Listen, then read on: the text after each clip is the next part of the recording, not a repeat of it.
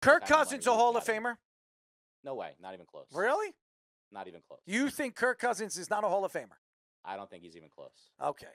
Let's look at Kirk Cousins' number. I have to bring it up. I have to bring it up. Winning from that guy.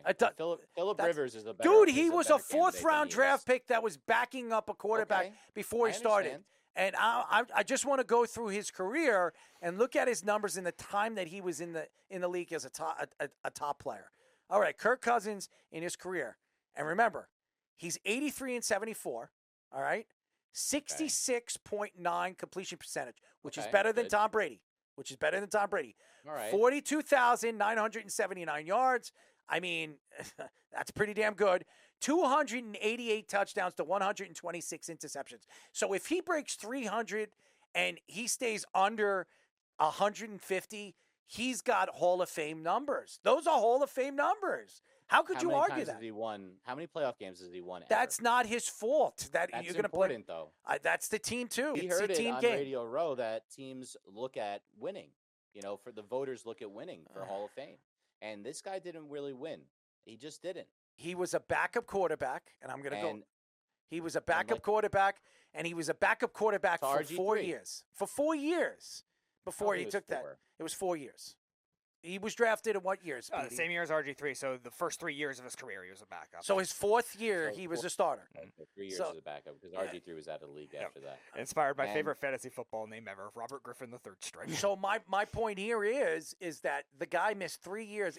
And again, I look at Aaron Rodgers' numbers. Now, I'm not saying he's Aaron Rodgers, and Aaron Rodgers only won one time.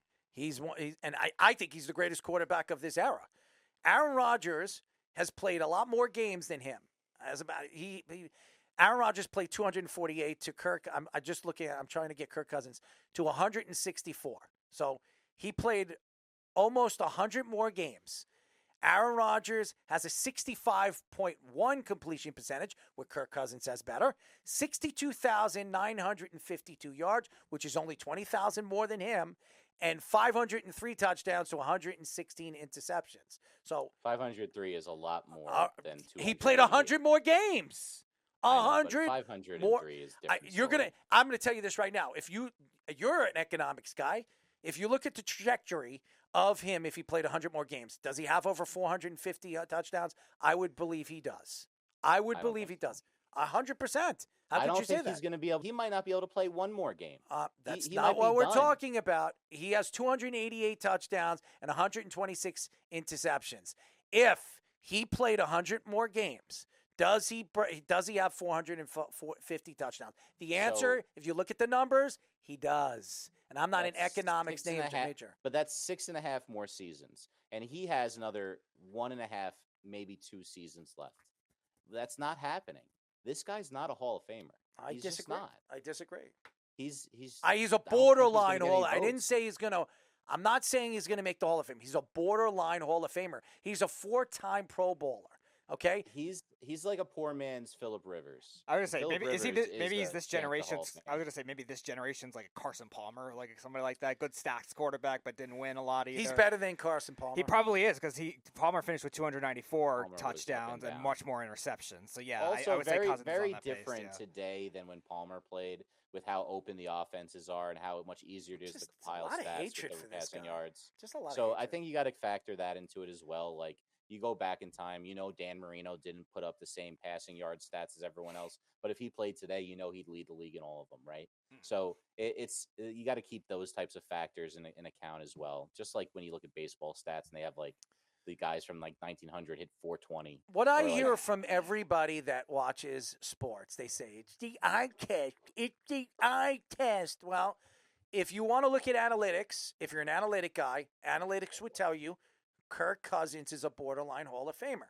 If you want to look at the eye test, yeah, he hasn't won in the playoffs. But I'm going to tell you this, there are a lot of quarterbacks that are going or have gone to the Hall of Fame that didn't win. I'm not a lot. Some. There are some guys that have gone to the Hall of Fame without winning. Okay? Not many. I mean, Fouts comes to mind because he was so great. Let's look Marino, at the quarterbacks. Obviously. Marino, that's 2. Obviously, Marino. Tarkenton. Jim Kelly. And Jim Kelly had the 4 in a row, that they lost. So And Jim Kelly, let's look at Jim But Kelly. you give Kelly credit for getting there. Jim, he's now obviously he came from a time. His numbers are so much better than Jim Kelly. Well, I mean, Jim Kelly, who played more games than him. Kelly had that crazy offense, though. That was very revolutionary at the time. All right, 35,467 yards, 237 touchdowns to 175 interceptions. If you were to ask me right now, Kirk Cousins, who's played less, has better numbers than he does. Yeah, but like we just said, those numbers that you can't match them up. They have nothing to do with each other. They were running I formation, handing the ball off 35 times. All right. Well, again, there are giving people fullbacks carries. People are like looking Bruce at Johnston. People are looking. We saw Radio Row. People are looking at analytics. Okay, and that's what I'm saying. I'm not saying that he's going to make the Hall of Fame, but to say that he's not a borderline Hall of Famer when he is done with his career, and he's going to play at least another 2 or 3 more years, he's going to throw 350 touchdowns. I'm telling you, he is. To sit here and say... So he would have to get, he's what, 60, 70 away from that right now? Yeah, about that. He's at 188, so to get to 250, you said? No, 288. Yeah. He's at 288. He's at 288 to get to 350 is what you're saying. Mm-hmm. So that would be 62 more touchdowns. And I think he could do that. You're saying that he can do 62 touchdowns in the next 3 years. 3 years, he's going to get about 22 touchdowns. If he starts and and he plays those games, he theoretically could get there. I just don't know if he can play anymore. I do. And I'm telling you that I think you're misjudging what you saw. Anything from last year, show you that he's still He had to look over his back, and it was all about run. By the way, just asking you a question. Who's the coach over there? Who's the coach over there in Atlanta?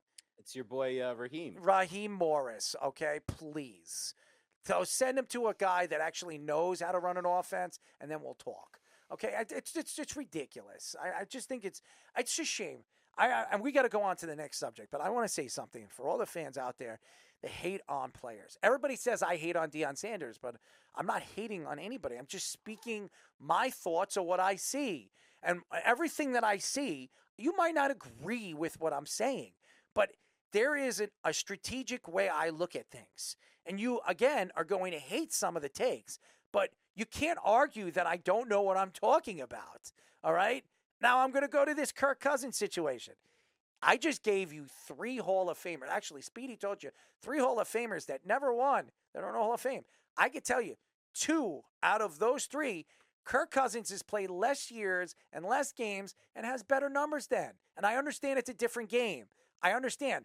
But I just mentioned Aaron Rodgers, who I think is the greatest quarterback of this time, even better than Tom Brady and them, even though he's won more Tom Brady. It takes a team. If you look at the trajectory of what Kirk Cousins has done in the time that he's done it, they're not too far off of what, Aaron Rodgers. Were you ever scared of Kirk Cousins, though, when your team was facing him? I don't remember ever being scared of him. It's hard to say that because he played on those bad Commander teams. They weren't good. But Marino put the fear of God into you. Really? Only 1 year.